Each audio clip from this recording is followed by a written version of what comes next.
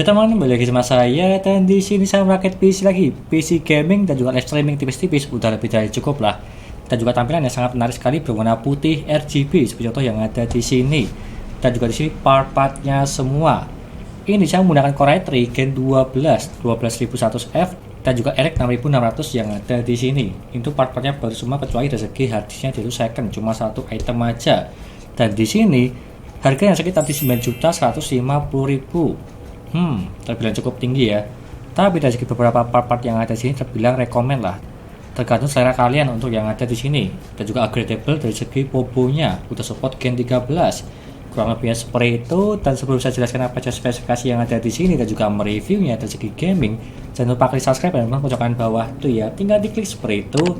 Lanjut yang pertama, di sini saya menggunakan Core i3 Gen 12 12100F yang dimana di harga 1.420.000 kalau yang box. Tapi kalau yang tray itu di 1.350.000. Itu yang tray ya. Tapi kalau saya memilih yang box aja supaya bisa menjadi pajangan untuk yang ada di sini.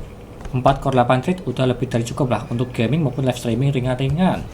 Dan selanjutnya saya menggunakan mobo ini, ASRock B660M Pro RS dari ASRock yang udah support Gen 13, jadinya aman untuk kedepannya kalau misal upgrade ke Core i7 maupun Core i5 di Gen 12 maupun Gen 13. Ini udah support di harga 1.920.000. Terbilang bagus ya, karena dia itu banyak fiturnya. Garansi dari Astrindo untuk yang ada di sini 2 tahun kalau nggak 3 tahun sih untuk mobonya. Dan selanjutnya saya menggunakan RAM ini Tim Delta 2x8GB 16GB di kecepatan 3200 di harga 760.000. Yang berwarna putih dia itu RGB seperti contoh yang ada di sini. Bisa diatur warnanya melalui software untuk RGB-nya. Dan juga ini sangat menarik sekali dari segi tampilannya, terbilang bagus. Dan juga banyak orang yang mencari ini lah, Tim Delta. Dan selanjutnya saya menggunakan GPU yang ada di sini XFX RX 6600 seperti contoh yang ada di sini berwarna hitam, butuh 8 pin power aja. Dan juga ada backplate-nya sangat cakep sih, dan dia tuh tipis dari segi GPU-nya dan juga memanjang dan juga sangat menarik sih dari segi desainnya. Dan di sini saya membeli di harga 2.850.000 untuk GPU yang ada di sini, terbilang murah lah untuk seri kalangan RX 6600. Daripada membeli RTX 3050, dia itu harganya masih di 3,5 jutaan. Tapi dari segi performa gaming yang lebih bagus ini RX 6600. Dan selanjutnya saya menggunakan ini CPU cooler dari Sama KA400i. Udah saya review di video sebelumnya dan saya memakai ini, yang dimana harganya terjangkau di 350.000. Udah berwarna putih dan juga ARGB pula dari segi heatsink yang ada di sini dan juga fan-nya. Terbilang menarik sih dari segi CPU coolernya, dan apakah dingin atau tidak lihat aja nanti di akhir video dari pengujian suhunya. Untuk Core i3 ya gampang lah untuk yang itu. Lihat boxnya. Dan selanjutnya saya menggunakan SSD NVMe dari Hexsemi. Serinya adalah Wave 512GB. Untuk Windows dan juga beberapa aplikasi software maupun game sedikit udah lebih dari cukup lah untuk 512GB. Udah saya tancapkan di bagian dalam sini dengan heatsink dari bawaan mobonya. Untuk yang ini di harga sekitar 450.000. Dia NVMe mereknya Hexsemi dari garansi PT Sempurna. Dan juga tambahan saya menambahkan harddisk 500GB di bagian dalam sini bermerekkan Seagate seperti biasa di harga 150.000. Itu second ya, bukan baru. Kalau barunya dia itu tidak ada. Meskipun ada, dia itu banyak yang reverse ping, tapi saya lebih merekomendasikan ya second aja daripada reverse ping, karena daya tahannya lebih bagus second daripada reverse ping. Itu kalau menurutku ya, daripada membeli yang baru. Meskipun harganya lebih mahalan yang second sih daripada reverse ping ya, kurang lebihnya seperti itu. Lanjut, saya menggunakan power supply ini First Fire 500 watt 80 plus bronze di harga 620.000 untuk mengangkat Core i3 Gen 12 dan juga RX 6600. Ya udah lebih dari cukup lah, karena full loadnya tidak sampai di 250 watt. Jadi yang mana-mana aja sih menggunakan ini, dan juga ini sudah bagus terjamin menggunakan jawaban kapasitor. Dan selanjutnya saya menggunakan ini casing dari Infinity Horus V2 Wet. Tipenya tersebut yaitu MATX dan juga berwarna putih dan juga yang berwarna hitam ya. Tapi kalau yang ini berwarna putih di harga 420.000. Di bagian depannya mesh, tipenya MATX, ada power supply cover di bagian samping sini. Terbilang bagus lah untuk ini. Dan juga yang terakhir saya menambahkan fan RGB, ada 6. Boxnya dari belakang ya, satu lupa ngambil jadi nggak masalah. Ini saya menggunakan fan Infinity 6 kali Di harga satuannya di 35.000 kali 6 di 210.000. Di bagian depan 3, atas 2, belakang 1. Untuk sirkulasi udara lebih bagus. Dan juga dingin lah dari komponen-komponen yang ada di sini. Supaya temanya tersebut berwarna putih RGB. Dan sangat menarik sih untuk yang ada di sini. Kurang lebih seperti itu untuk papat yang ada di sini. Saya sebutkan satu persatu. Dan apakah worth it atau tidak? Di harga 9.150.000 untuk papat yang ada di sini. Lanjut ke reviewnya, yo.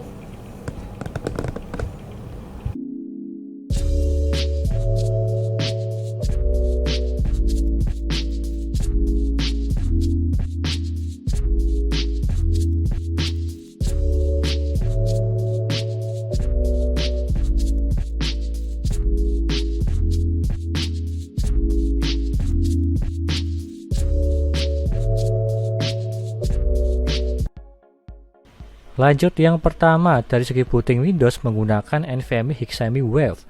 Dan kita tunggu aja seberapa cepat dia untuk booting Windowsnya.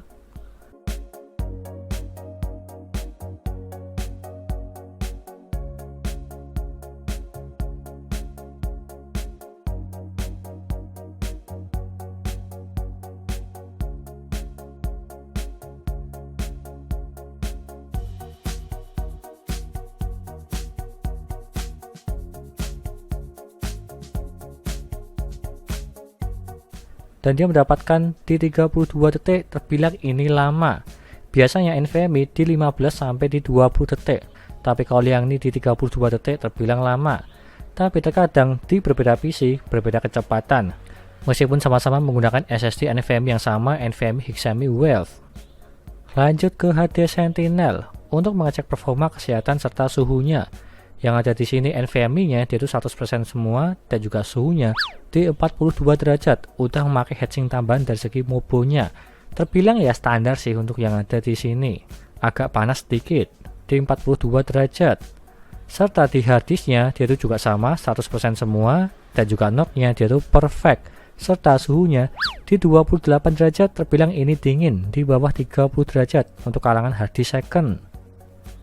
Lanjut ke HW monitor menggunakan sama KA400E untuk mendinginkan Core i3 Gen 12 untuk minimal yang mendapatkan di 33 derajat serta maksimalnya di 62 derajat.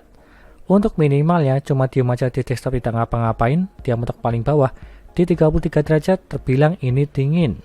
Dan juga maksimalnya saya tes di Cinebench R15 5 kali berturut-turut dan dia mentok paling tinggi di 62 derajat, terbilang ini juga dingin di 60-an kecil, jadi ini bagus. Lanjut ke Cinebench R15 untuk OpenGL mendapatkan di 229 fps menggunakan RX 6608GB serta CPU mendapatkan di 1203 CB.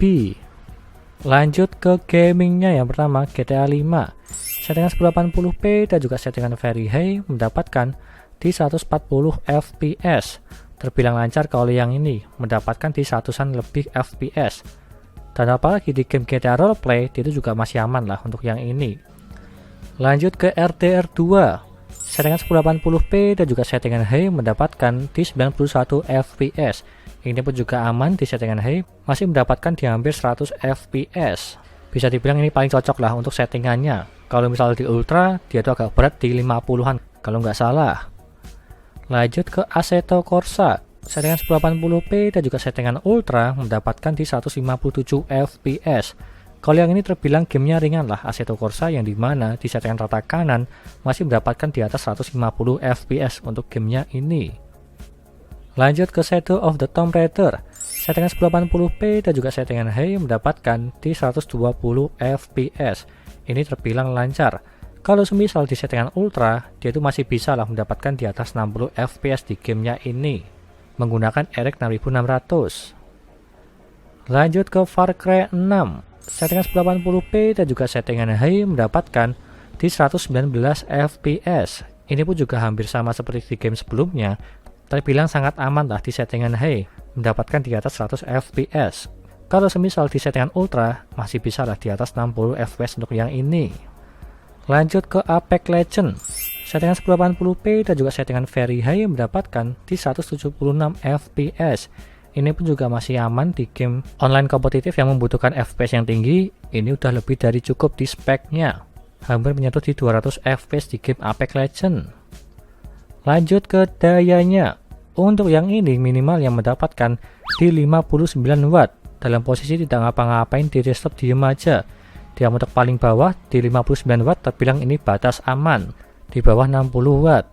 Dan kalau maksimal yang mendapatkan di 220 watt. Dalam posisi ini saya tes di game. Dan dia untuk paling tinggi di 220 watt terbilang ini masih aman lah. Masih sahabat PLN di bawah 250 watt. Menggunakan GPU RX 6600 dan juga Core i3 Gen 12. Jadi power supply-nya itu aman lah menggunakan 500 watt. Lanjut ke kesimpulannya.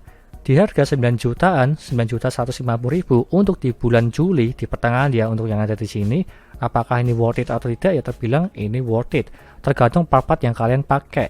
Karena komponen-komponen yang ada di sini dia itu ada yang bagus, ada yang biasa, tapi kebanyakan bagus lah. Seperti contoh dari segi mobonya sudah upgradable, serta RAM-nya itu ada RGB dan juga yang lainnya seperti itu. Kalau semisal di bulan ini, di bulan Agustus, ya bisa lah di bawah 9 juta. Dan kalau ingin lebih irit lagi, di 8 juta lebih sedikit juga bisa. Seperti contoh mengorbankan dari segi mobo, RAM-nya, hard disk dan juga yang lainnya lah. Tapi ingat tergantung selera kalian. Seperti contoh yang ada di sini semua listnya dan juga semua link pembeliannya ada di deskripsi. Tinggal kalian beli aja jika lu berminat untuk part-partnya yang ada di sini semua. Bertemakan putih RGB serta menggunakan Core i3 Gen 12 dan juga RX 6600 yang baru. Sekian dari saya, terima kasih sudah menonton. Dan juga jangan lupa like dan subscribe, serta nantikan video lainnya menarik PC Intel maupun AMD gaming maupun editing. Dan juga jangan lupa share ke teman-teman kalian yang ingin rakit PC tinggal DM aja. Terima kasih sudah menonton.